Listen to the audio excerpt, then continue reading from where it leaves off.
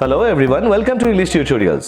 আজকের ক্লাসে আমরা ফ্রেজ দিয়ে আমাদের আলোচনাটাকে কন্টিনিউ করব এবং আজকে আমাদের আলোচ্য বিষয় প্রিপোজিশনাল ফ্রেজ। প্রথমেই আমরা একটু ফ্রেজের ডেফিনেশনটাকে একটু ঝালাই করে নিই। দেখো, ফ্রেজ হচ্ছে একটা গ্রুপ অফ ওয়ার্ডস, যে গ্রুপ অফ ওয়ার্ডসের মধ্যে কোনো প্রপার সাবজেক্ট ভার্ব এগ্রিমেন্ট থাকে না, বা অন্য কথায় বলা যেতে পারে যে ফ্রেজ হচ্ছে একটি গ্রুপ অফ ওয়ার্ডস যার মধ্যে কোনো ফাইনাইট ভার্ব বা সমাপিকা ক্রিয়া থাকে না। এক্ষেত্রে ফাইনাইট ভার্ব বলতে কোন ভার্বকে বোঝায় সেই নিয়ে একটি বিস্তারিতভাবে ক্লাস করা রয়েছে ভার্বের বিভিন্ন রকমের শ্রেণী বিভাগের ওপরে। যদি তোমাদের কারোর দরকার থাকে বা ইচ্ছে হয় তাহলে তোমরা সেই ভিডিওগুলি একবার দেখে নিতে পারো ভার্ব সম্পর্কে তোমাদের আইডিয়াসটাকে ক্লিয়ার করে নেওয়ার জন্য। তাহলে ফ্রেজ কাকে বলে আমরা তো বুঝলাম, এবার তাহলে আমরা দেখে নেব যে প্রিপোজিশনাল ফ্রেজ বলতে আমরা কি বুঝি। দেখো, a prepositional phrase is a phrase that can either start with a preposition and ends with a noun or a pronoun, or it can start with a preposition and ends with a preposition. অর্থাৎ একটি prepositional phrase হলো এমনই একটি শব্দগুচ্ছ বা group of words যে group of ওয়ার্ডসটা কোনো একটি preposition দিয়ে স্টার্ট হবে বা শুরু হবে এবং একটি নাউন বা প্রোনাউন দিয়ে শেষ হবে। বা প্রিপোজিশনাল ফ্রেজ এমনও একটি গ্রুপ অফ ওয়ার্ডস হতে পারে যে গ্রুপ অফ ওয়ার্ডসটা একটি প্রিপোজিশন দিয়ে শুরু হবে এবং অন্য আরও একটি প্রিপোজিশন দিয়েই শেষ হবে। তাহলে এই রকম ধরনের গ্রুপ অফ ওয়ার্ডসকে আমরা প্রিপোজিশনাল ফ্রেজ হিসেবে একটি বাক্য থেকে আইডেন্টিফাই করব।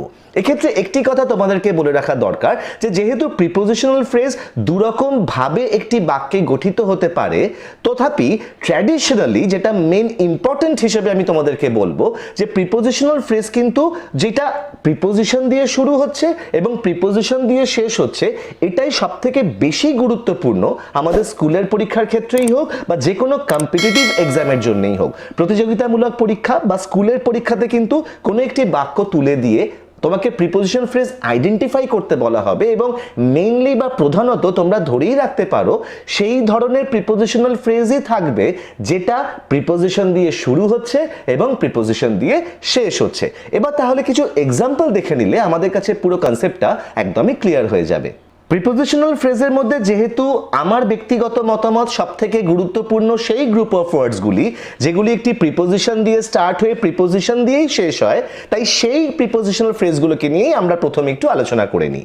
দেখে নাও, প্রথমেই কিন্তু একটা কথা বলে রাখা দরকার যে এই ধরনের প্রিপোজিশনাল ফ্রেজগুলো অর্থাৎ যেগুলো প্রিপোজিশন দিয়ে স্টার্ট হয়ে প্রিপোজিশন দিয়ে শেষ হচ্ছে, এই প্রিপোজিশনাল ফ্রেজগুলো কিন্তু একটা বাক্যে মূলত একটি প্রিপোজিশন হিসেবেই রোল প্লে করে বা ভূমিকা পালন করে। কিছু examples: the man is in front of our gate, অর্থাৎ লোকটি আমাদের গেটের সামনে। এক্ষেত্রে ইন ফ্রন্ট অফ এই গ্রুপ অফ ওয়ার্ডসটা প্রিপোজিশনাল ফ্রেজ, তার কারণ এটি ইন নামক প্রিপোজিশন দিয়ে স্টার্ট হয়েছে এবং অফ প্রিপোজিশন দিয়ে শেষ হয়েছে।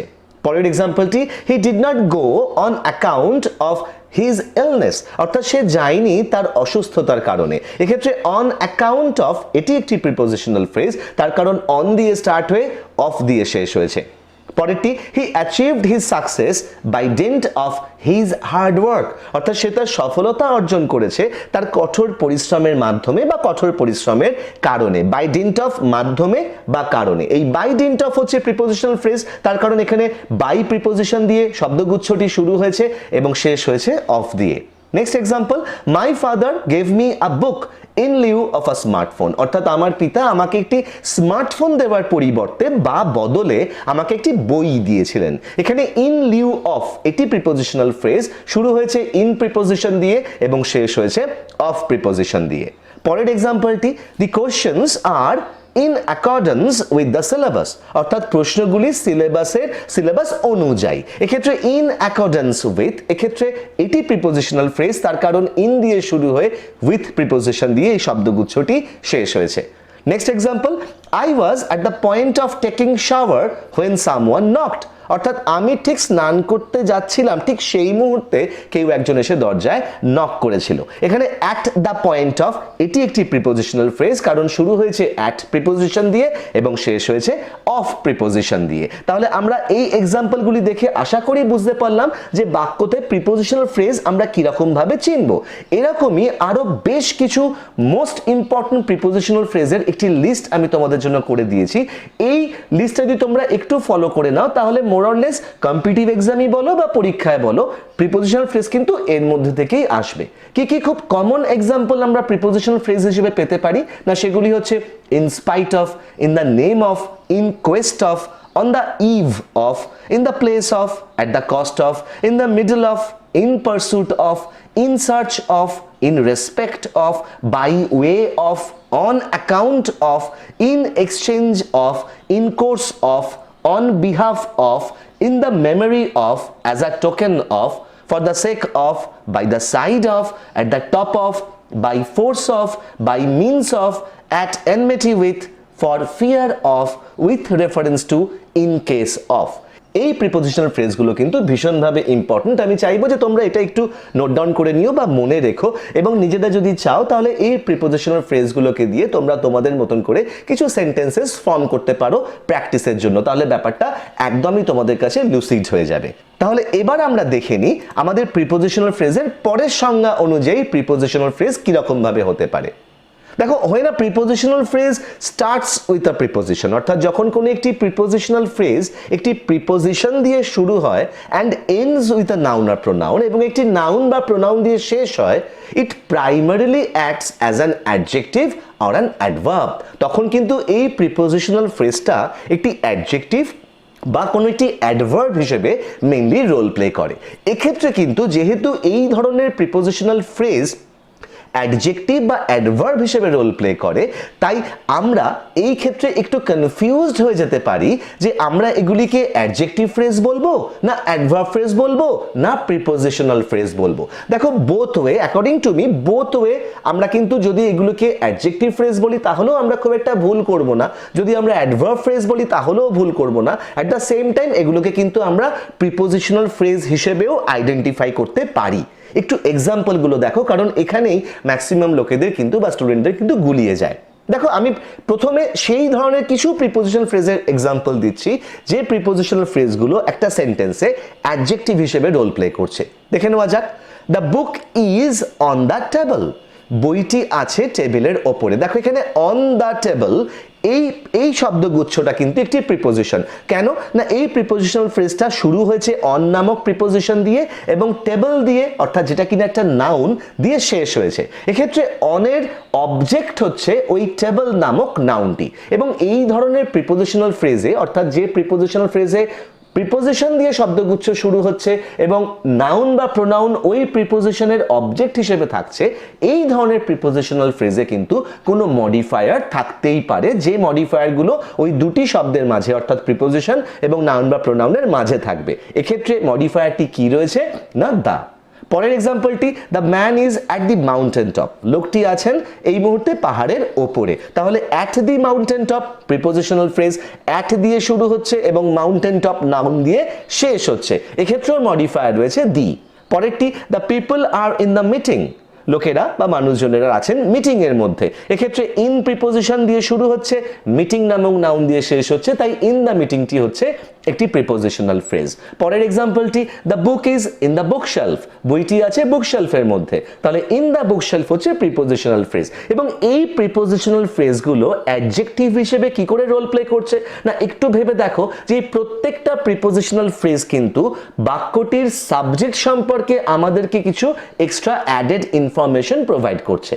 প্রথম এক্সাম্পলটিতে অন দ্য টেবল, বই সম্পর্কে আমাদেরকে ইনফরমেশন দিচ্ছে, বই কিন্তু একটি নাউন, তাহলে নাউন বা প্রোনাউন সম্পর্কে যে আমাদেরকে ইনফরমেশন দেয় তাকে আমরা অ্যাডজেক্টিভ হিসেবে চিনি। দেয়ারফর অন দ্য টেবল এই গ্রুপ অফ ওয়ার্ডসটি অ্যাডজেক্টিভের রোল প্লে করছে, তাই এই অন দ্য টেবলটাকে আমরা কিন্তু অ্যাডজেক্টিভ ফ্রেজ হিসেবেও আইডেন্টিফাই করতে পারি, সেক্ষেত্রেও কিন্তু ভুল হবে না।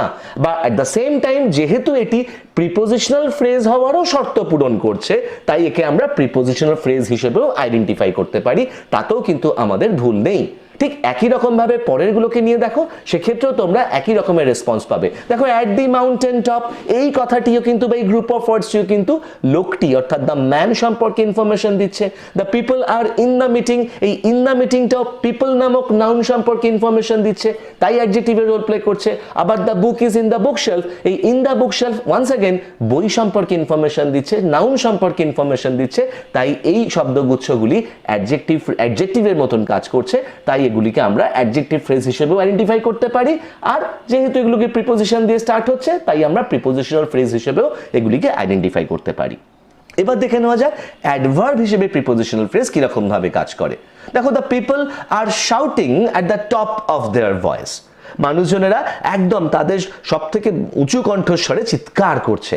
তাহলে এই যে শাউটিং ভার্বটি, এই শাউটিং ভার্বটিকে যদি আমরা কোশ্চেন করি how are the people shouting, অর্থাৎ হাউ দিয়ে কোশ্চেন করি, তাহলে কিন্তু আমরা উত্তর পাচ্ছি at the top of their voice.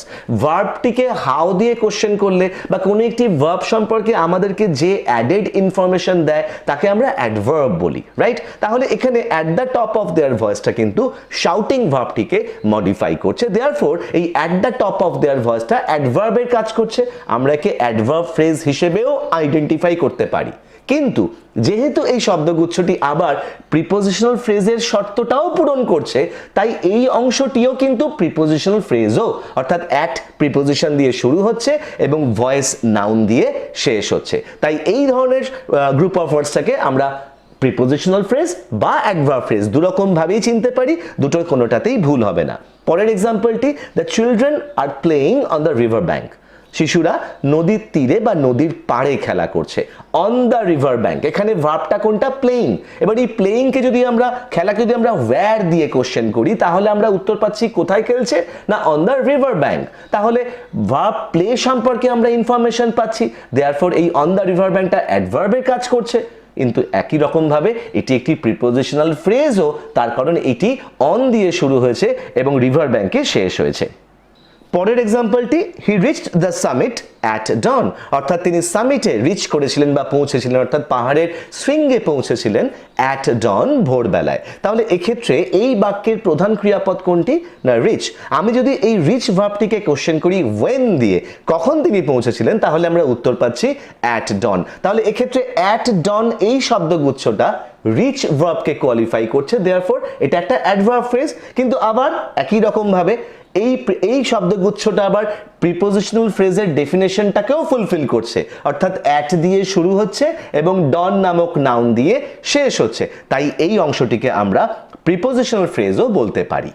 তাহলে হোপফুলি যে এক্সাম্পলসগুলো আমরা আলোচনা করলাম এখন, এখান থেকে আমরা একটা জিনিস ক্লিয়ার হয়েছি যে যদি আমরা কোনো একটি শব্দগুচ্ছতে প্রিপোজিশনাল ফ্রেজের বেসিক ক্রাইটেরিয়াটা, অর্থাৎ প্রিপোজিশন দিয়ে শুরু হবে, প্রিপোজিশন দিয়ে শেষ হবে, বা প্রিপোজিশন দিয়ে শুরু হবে এবং নাউন বা প্রোনাউন দিয়ে শেষ হবে, এক্ষেত্রে এরকম ধরনের কন্ডিশন পাই, তাহলে তাকে আমরা প্রিপোজিশনাল ফ্রেজ হিসেবে আইডেন্টিফাই করব। কিন্তু এইটা করতে গিয়ে আমরা যেটা এক্ষুনি দেখলাম যে কিছু কিছু ক্ষেত্রে প্রিপোজিশনাল ফ্রেজ যেগুলি প্রিপোজিশন দিয়ে শুরু হয়ে নাউন বা প্রোনাউনে শেষ হয়, এগুলি অ্যাডজেক্টিভ ফ্রেজ হিসেবেও আমরা আইডেন্টিফাই করতে পারি, আবার অ্যাডভার্ব ফ্রেজ হিসেবেও আইডেন্টিফাই করতে পারি, কারণ এগুলি অ্যাডজেক্টিভ বা অ্যাডভার্বের কাজ করে। তাই যেরকম ভাবেই আমরা করি না কেন, পরীক্ষার ক্ষেত্রে কোনোটাই ভুল হবে না। তাহলে আশা করি প্রিপোজিশনাল ফ্রেজের এক্সাম্পলগুলোর মাধ্যমে আমি প্রিপোজিশনাল ফ্রেজ সম্পর্কে আইডিয়াটা তোমাদের কাছে একটু হলেও ক্লিয়ার করে তুলতে পেরেছি। তাই যদি মনে হয় যে ভিডিওটি তোমাদের কাজে লাগতে পারে বা হেল্প হতে পারে, তাহলে please don't forget to subscribe, bell আইকনটাকে প্রেস করে রেখো, যাতে ইন ফিউচার এই ধরনের literature, grammar, writing skill oriented video notification তোমরা প্রথমেই পেয়ে যাও। ইন দ্য মেন টাইম সকলে ভালো থেকো, stay safe, keep watching English tutorials, keep learning, and thank you so much for giving me your time. Thank you.